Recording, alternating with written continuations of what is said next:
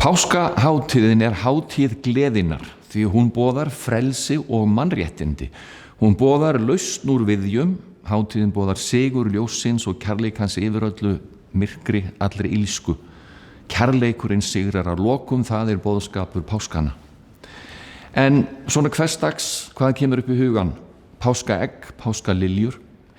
Páskaeggin eiga að vísa til hins óvænta, nýja lífsins, en einnig til lausnar ungans úr viðjum eggsins. Páskaliljurnar tjá gleðina með lit sínum og fegurð. En hvað á bak við þessar táknmyndir hið nýja líf og miklu gleði?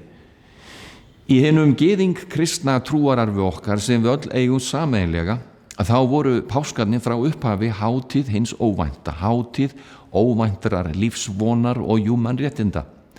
Hið svokallaða Exodus þema, hinna fornu ritninga hefur farið allan heim. Hver man ekki eftir sálmi svörtu þrælana á plantekrónum í suðurfylkjum Bandaríkjanna, Go Down Moses, sem meðal annara Louis Armstrong söng fyrir okkur og reyndar alla heimsbyggðina. Sá söngur átti sinn þátt í að vekja frelsisvitund meðal svartra þræla, kvenna, barna, karla í suðurhluta Bandaríkjanna, og það alls ekkert svo langt síðan að þetta var. Hið gyðing kristna páska Exodus þema átti ríkan þátt í afnámi aðskilnaðarstefnunnar í Suður Afríku, þar sem Nelson Mandela og Desmond Tutu voru í lykilhlutverkum. Og vissulega má einnig nefna hindúan indverska Mahatma Gandhi, þann mannréttinda frömuð og friðarpostula. Hann leiddi frelsisbaráttu Indverja með friðsamlegri og vopnlausri baráttu og frelsaði indversku þjóðina undan nýlendu oki breska kristna heimsveldisins rétt fyrir miðja síðustu öld. Hann kynntist bæði neikvæðum áhrifum kristindómsins sem og frelsunarboðskap Jesú sem hann hélt mjög upp á.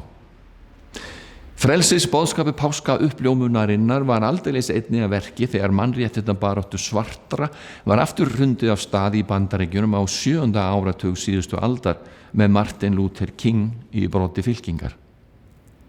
Eins mætti nefna Dalai Lama, andlegan leiðtoga Tíbeta, í sinni réttlátu og friðsömu mannréttindabaráttu. Hann hélt upp á þetta þema, þó það væri ekki tekið úr hans eigin búddísku trúar arfleifð. Móses leiddi fjöldan brott úr þrældómi, mannfjöldin fékk lausn og frelsi úr viðjum kúarans, hið ómögulega gat og getur enn gerst. Páskauppljómunin boðar það sem vonast var eftir, og meira en það, hún boðar hið óvænta og lausn úr viðjum, hún boðar útvíkkun okkar eigin hugsunar og gera alla hluti nýja. Og það kallar fram gleði, djúpa innri gleði.